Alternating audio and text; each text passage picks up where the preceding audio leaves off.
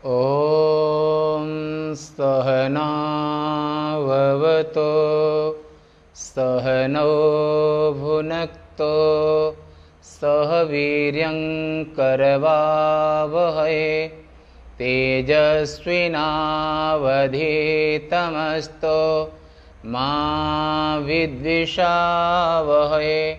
ॐ शान्तिः शान्तिः शान्तिः। आज 30 अप्रैल 2021 उपनिषद आश्रम उज्जैन से नित्य प्रति उपनिषद प्रस्थान में यजुर्वेदी कठोपनिषद के पहले अध्याय के तृतीय वल्ली में कल तक आपने सुना था कि अविवेकी की विवशता, कि अविवेकी व्यक्ति कितना विवश होता है, कितना लाचार होता है, कितना दुखी होता है। उसकी लाचारी आपने देखी ऐसा जो और विवेकी की स्वाधीनता, ये दोनों विषय को आपने कल सुना। आज का विषय है तस्य पूर्वोक्तस्य अभिज्ञानवतो बुद्धिसारथे इदं फलमाह। पूर्व के प्रसंग के अनुसार यहां पर अभिज्ञानवान माने अज्ञानी, ऐसे अज्ञानी का बुद्धि रूपी सारथी वाले रथी के लिए श्रुति यह फल बतलाती है। अंतःकरण के सहित जो चेतन है, माने सूक्ष्म देह के सूक्ष्म देहाभिमानी जीव को अविवेकी कहते हैं। विज्ञान से रहित को, देहनिष्ठ को, आत्मज्ञान से रहित को, तो कहा अविवेकी व्यक्ति कभी भी शुद्ध नहीं होता है, और विवेकी यानी कि ज्ञानी यानी कि आत्मज्ञ कभी अशुद्ध नहीं होता है। तस्माद् ही आत्मज्ञं हर्चयेत भूतिकामा। यदि संसार में किसी को संसार के धन ऐश्वर्य आदि की भी कामना है तो आत्मज्ञ महात्मा की सेवा करे तो उसके यहां पर धन आदि का भी अभाव नहीं होता है, ऐसा एक उपनिषद वाक्य है। तो यहां पर कह रहे हैं कि अविवेकी की संसार प्राप्ति, जो आत्मविमुख है, जो आत्मा को मैं नहीं मानता है और संसार में खूब विचरण करता है, देह को मैं मानता है, देहमास्थाय करोति सर्वम, कैवल्य उपनिषद में कहा है कि देहमास्थाय करोति सर्वम। अविवेकी, अज्ञानी, अविद्वान पुरुष, विज्ञान से रहित पुरुष देह के इर्द गिर्द में ही संपूर्ण जीवन के क्रियाकलाप संचालित करता है। संपूर्ण क्रियाकलाप देह मास्थाय, देह में आस्था लेकर के, देह को मैं मान करके अज्ञानी व्यक्ति संपूर्ण संसार में पूरी जिंदगी इसी आस्था में जी लेता है। और ज्ञानी पुरुष, विवेकी पुरुष, इसके लिए आगे आएगा तब बताएंगे। तो अविवेकी की संसार प्राप्ति, यस्त्व विज्ञानवान भवते अमनस्कः सदा शुचिः न स तत्पदमाप्नोते संसारं चाधिगच्छते। यस्त्व विज्ञानवान भवते अमनस्कः सदा अशुचिः न स तत्पदमाप्नोते संसारं चाधिगच्छते। जो अविज्ञानवान है, यानी कि आत्मविमुख, आत्मा को मैं नहीं मानता है, वो देह को मैं मानता है, और देह को मैं मान करके देह को मैं मानता है और देह से संबंध रखने वाले जो हैं उनको अपना मानता है। मैं और मोर, मैं देह और देह के संबंधी जो हैं वो अपने, इसके इतर में सब पराये। अपना कल्याण सोचता है, अपने परिवार का कल्याण सोचता है। शेष में इस अज्ञानी अविवेकी मूर्ख प्राणी को देश दुनिया से भी कोई लेना देना नहीं होता है, दूसरे से भी कोई लेना देना नहीं होता है। तो ऐसा जो अविज्ञानवान है, अनिग्रहित चित्त, माने देह को मैं मान करके जिंदगी जीने वाला जो इंसान है वो इंद्रियों का गुलाम होता है, इंद्रियों को वश में नहीं कर सकता है, मन को वश में नहीं कर सकता है। मन और इंद्रियों को वश में करने का एक ही उपाय है कि आत्मन्येवात्मना तुष्टः, आत्मा को मैं मानना और आत्मज्ञान से संयुक्त और आत्मा को मैं मान करके ही संपूर्ण व्यवहार करना, वो मन और इंद्रियों को जीत सकता है। और देह को मैं मान करके व्यवहार करने वाला व्यक्ति हमेशा इंद्रिय और मन का गुलाम होता है, यानी कि अनिग्रहित चित्तः, अविज्ञानवान, अमनस्कः, मन का गुलाम, इंद्रियों का गुलाम, आंख नाक कान, इंद्रियों का गुलाम मन अनिग्रहित चित्तः, मन को जीत नहीं सका है, मन का गुलाम है। और जो मन का गुलाम होता है, इंद्रियों के वश में होता है, जैसे कुकर सूकर आदि जितने भी हैं, ये सब के सब मन और इंद्रियों के वश में होते हैं, इसलिए उनको पशु बुद्धि कहा है। पशु बुद्धि के कारण उनको पशु योनि की प्राप्ति होती है। तंतु राजन मरिष्येति पशु बुद्धि में माम जही। सुखदेव जी भगवान परीक्षित महाराज कहते हैं श्रीमद् भागवत महापुराण में कि राजन तुम मरोगे, ये जो तुम्हारी निष्ठा है, तुम जो देह को मैं मान रहे हो, तो और इस देह को मैं मानना यही पशुता है, यही पशु बुद्धि है। निज देह को मैं मानना सबसे बड़ा ये पाप है, सब पाप इसके पुत्र हैं, ये पाप का भी बाप है। तो जो देह को मानने वाला व्यक्ति कभी भी स्वतंत्र स्वाधीन नहीं हो पाता है, वो गुलामी की बेड़ियों में हमेशा जकड़ा रहता है, यम के अधीन होता है, मृत्यु के अधीन होता है, दुखों के अधीन होता है, और उसका दासत्व कभी भी नष्ट नहीं होता है। वो इतना विवश होता है कि वो जन्म लेने में मरने में भी स्वतंत्र नहीं होता है।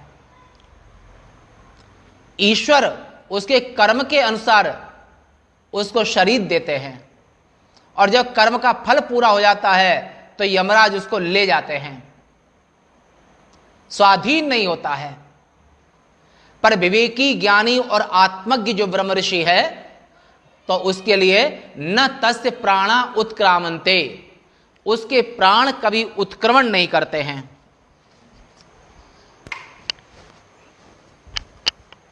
ज्ञानी पुरुष के जो प्राण हैं वो कभी उत्क्रमण नहीं करते हैं। अत्रैव प्रविलीयते, ब्रह्मसूत्र के चौथे अध्याय में आया है कि न स पुनरावर्तते, न स पुनरावर्तते। ऐसे ज्ञानी तत्वज्ञ आत्मज्ञ का कभी जन्म नहीं होता है, स्वाधीन होता है, उसको यमराज छू भी नहीं सकते हैं, मृत्यु उसको स्पर्श नहीं कर सकती है। विवेकी और अविवेकी में दोनों में बड़ा भारी अंतर है। तो ये यजुर्वेदिक कठोपनिषद में इस 7वें मंत्र में आप सुन रहे हैं कि अविवेकी व्यक्ति का दासत्व कभी जाता नहीं है, यमराज उसका पीछा छोड़ते नहीं हैं, दुख उसके कभी नष्ट होते नहीं हैं। अगर संपूर्ण दुखों का नाश यदि होगा तो वो ज्ञान से ही होगा। ज्ञानादैव तु कैवल्यम, ज्ञान से ही कैवल्य की प्राप्ति होती है, ज्ञान से ही संपूर्ण सुखों की प्राप्ति होती है। विवेक ज्ञान और ज्ञान से ही समता आती है। बिन विज्ञान की समता आवे। बिना विज्ञान के, बिना ज्ञान के कोई व्यक्ति महान नहीं हो सकता है। इसलिए माँ बाप, अच्छे माँ बाप अपनी संतान को सबसे पहले उनको अच्छी से अच्छी शिक्षा दिलाने का पूरा प्रयास करते हैं। और अज्ञानी की विवशता और अज्ञानी जो अविवेकी व्यक्ति है उसका संसार कभी नष्ट नहीं होता है। वो कर्म के अनुसार यहां पर कभी कीटो वा, बराहो वा, वृको वा, वो अपने कर्म के अनुसार कभी कीड़ा मकोड़ा, मगर, मछली और बैल भैंस, बकरा बकरी और स्त्री पुरुष, उसको कर्म के अनुसार जन्म पर जन्म मिलते रहते हैं और वो कभी विश्राम को प्राप्त नहीं होता है। एक देह छूटा तो अगला देह प्राप्त हो गया। ऐसे अज्ञानी व्यक्ति को ये संसार अनवरत रूप से, इस संसार में आना जाना कभी उसका बंद नहीं होता है। अज्ञान ही संपूर्ण दुखों का कारण है। यमराज कहते हैं, हे नचिकेता, इस संपूर्ण संसार की प्राप्ति, संसार के दुखों का कारण जो है वो अविवेक है, अज्ञान है, मूर्खता है और इसी का नाम दासत्व भी है।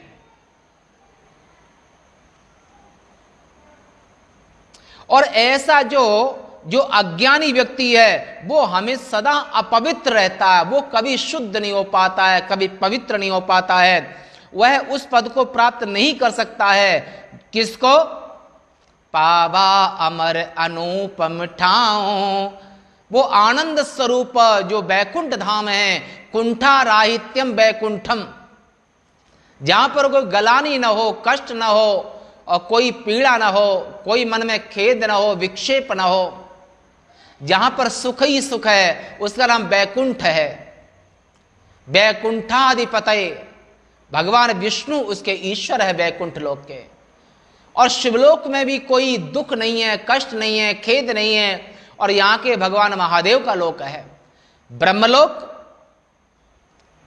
वहां पर ब्रह्मलोक में न सूर्योदेति न निम्नलोचती, सामवेद में आया कि ब्रह्मलोक में कभी सूर्य का उदय नहीं होता है, न सूर्य का अस्त होता है। वहां तो परम प्रकाश रूप दिन राती, नहीं ता चाहिए दिया घृतवाती बाती। ऐसे स्वयं प्रकाश जो लोक हैं, जो ब्रह्मलोक में सूर्य के प्रकाश की जरूरत नहीं है। नैमा विद्युतो भाति कुतो यमग्नि, न तत्र सूर्यो भाति न चंद्र तारका।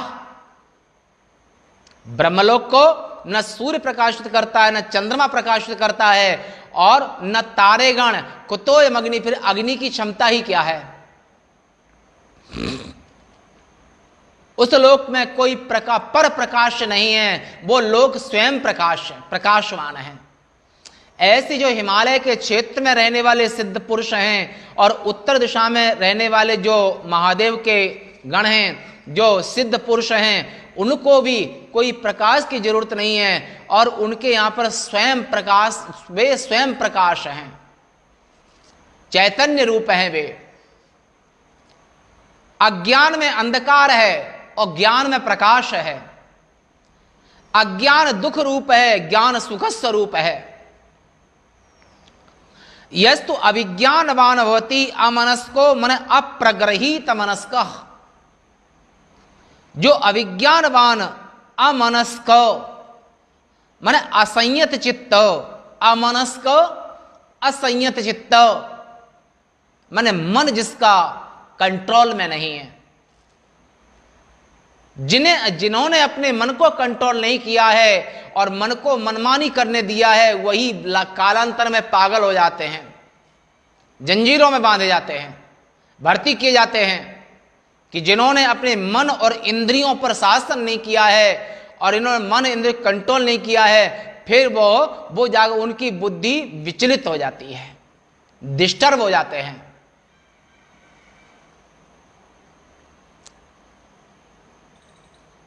कितना भी मन तुम्हारा हो रहा है खाने का, पीने का, देखने का, पर साथ में ये बुद्धि में संयम है कि नहीं, किंग में पशुविस्तुल्यं किंग सत्पुरुषैर्वा।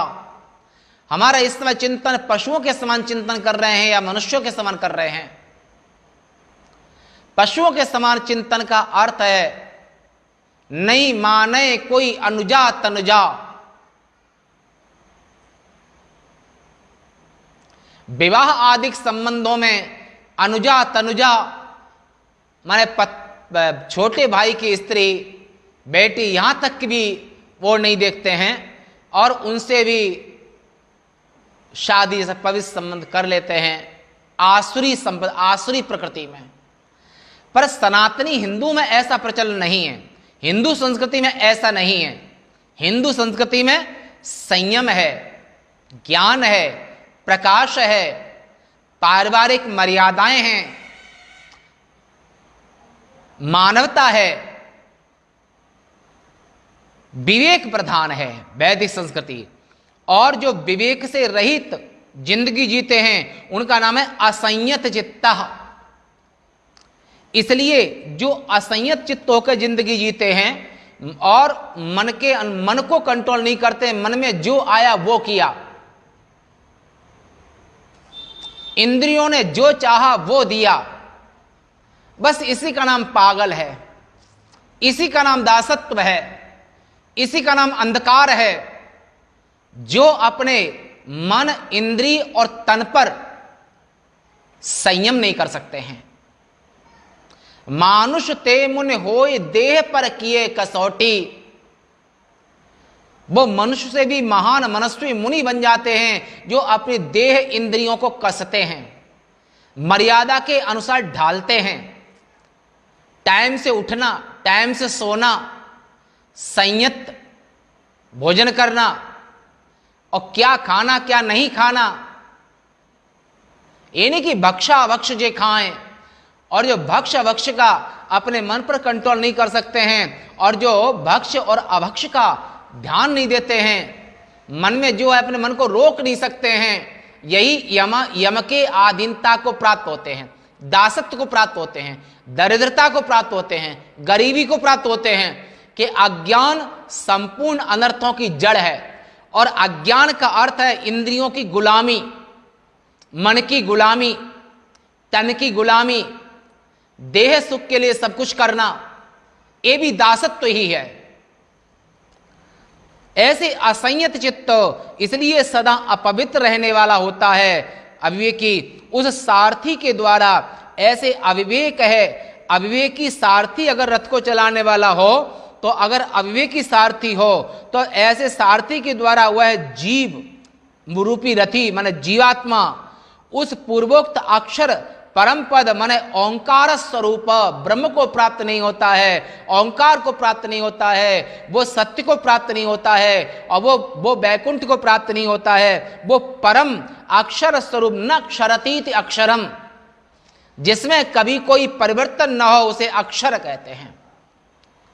ऐसे अक्षर स्वरूप प्रणव को प्राप्त नहीं होता है, ओंकार को प्राप्त नहीं होता है, ब्रह्मलोक को प्राप्त नहीं होता है और वैकुंठ धाम को प्राप्त नहीं होता है। वो प्राप्त नहीं कर सकता है, वह कैवल्य को प्राप्त नहीं होता है।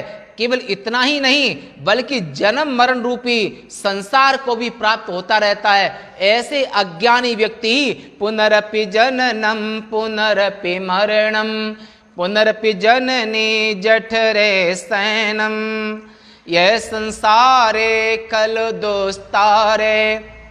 ऐसे दुस्तर संसार में वो बार बार जन्मता है और बार बार मरता है।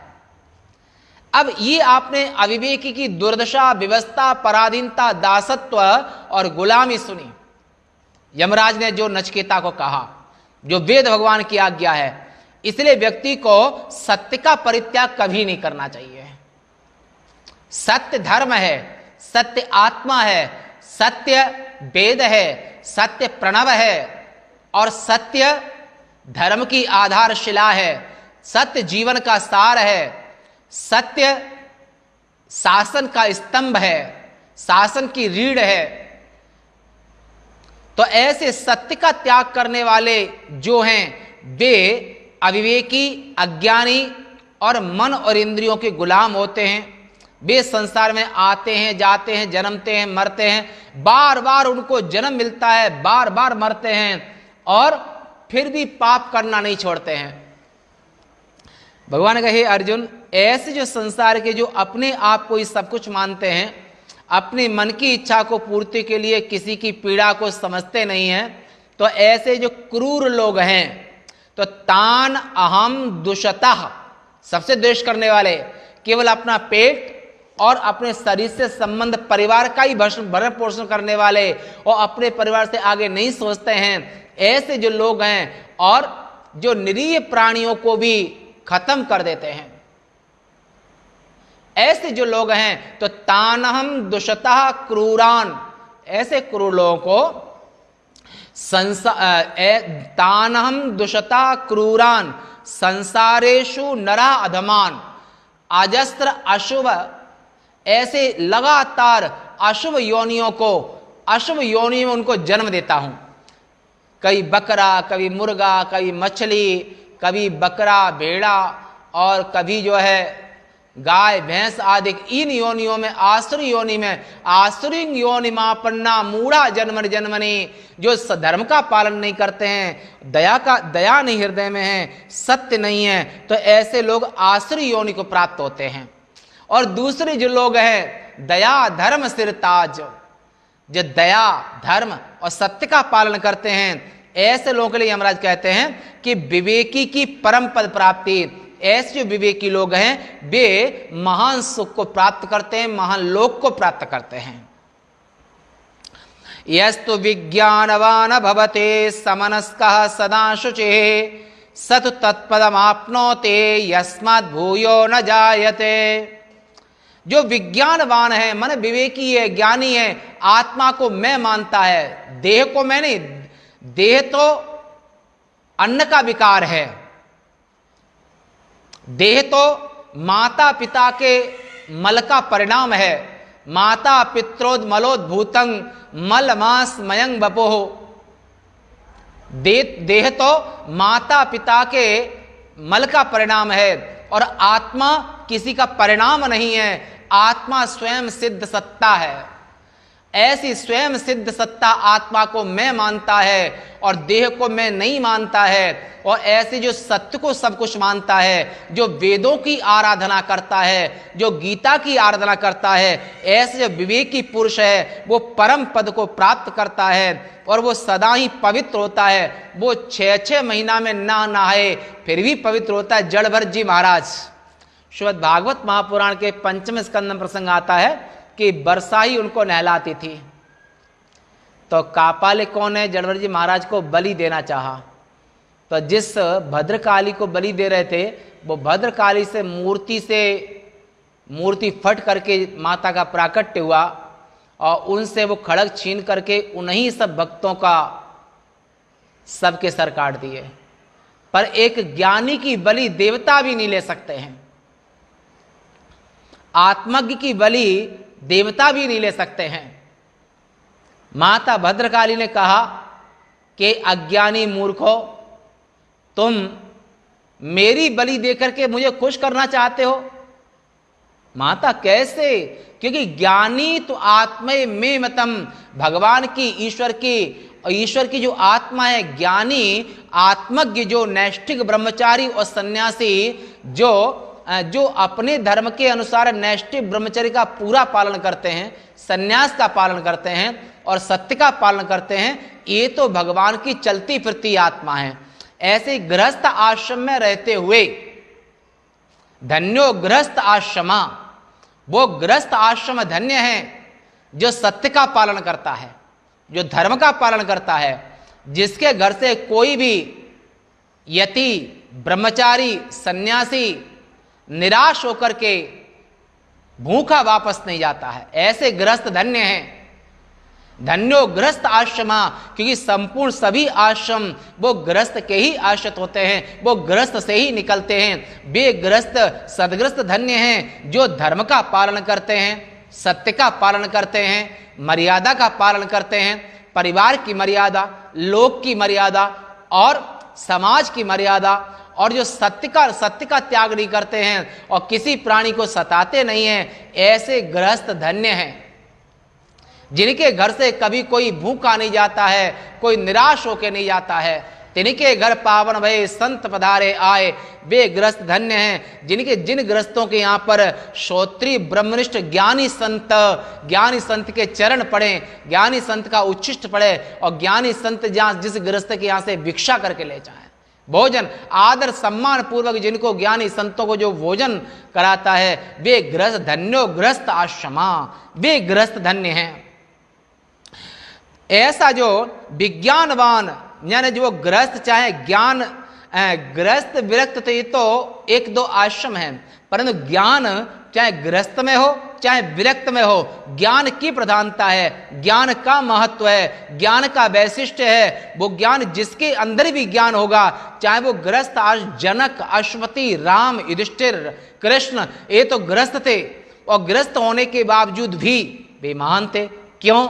वशिष्ठ आदि, कि गृहस्थ होने के बावजूद भी उनने ज्ञान की उपासना की, सत्य की उपासना की, कभी सत्य का परित्याग नहीं किया, धर्म का परित्याग नहीं किया। तो चाहे गृहस्थ में और धर्म और सत्य का पालन, चाहे गृहस्थ हो विरक्त हो, जो दोनों पालन करते हैं वे महान हैं। वो जो पालन नहीं करते हैं वे उल्टे टंगे अवधूत हैं। संन्यास लेकर के भी और धर्म और सत्य का पालन नहीं किया, ज्ञान की उपासना नहीं की, तो उनको भी यमदूत लेके जाते हैं, उल्टे टंगे अवधूत हैं। गोकर्णश्च महाज्ञानी धुंधकारी महाखला, दोनों भाई हैं। गोकर्ण महाज्ञानी है, धुंधकारी महाअज्ञानी है, इंद्रिय लोलुप है, मन के अधीन रहने वाला, वैश्यागमन करने वाला, मांस आदि खाने वाला, शिकार करने वाला, शराब पीने वाला, राजा के और चोरी करने वाला, ऐसा धुंधकारी भी ब्राह्मण है, गोकर्ण भी ब्राह्मण है। पर धुंधकारी मरने के बाद में अपने घर में ही ब्रह्म राक्षस बनता है।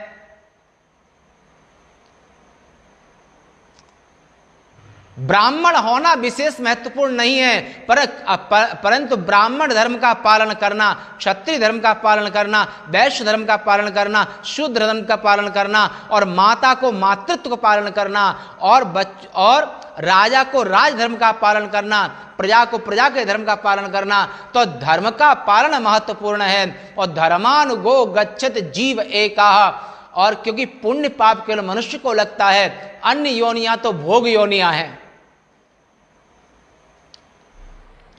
ये जो कीड़े मकोड़े गाय भैंस आदि ये भी कभी स्त्री और पुरुष बने थे, पर करनी बिगड़ने के कारण, धर्म को त्यागने के कारण वे पशु योनि को प्राप्त होकर के 4 पांव लेकर के, 6 पांव लेकर के, 2 पांव ले घूम रहे हैं।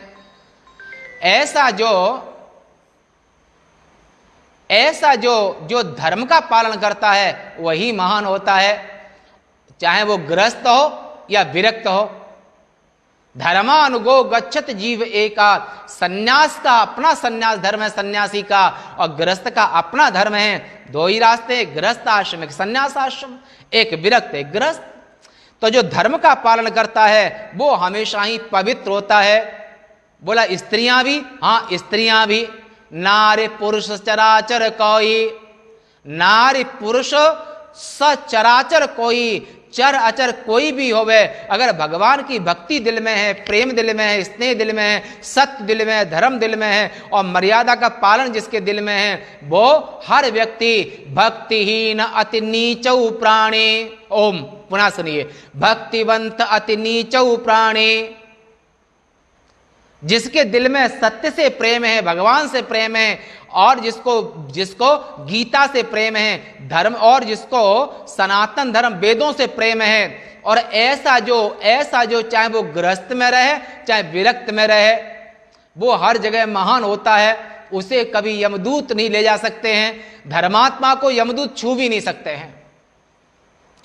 ऐसा जो सत्य का पालन करने वाला व्यक्ति, ज्ञानी व्यक्ति, वो संयत चित्त होता है, उसका मन भी कंट्रोल में होता है और सदा पवित्र होता है।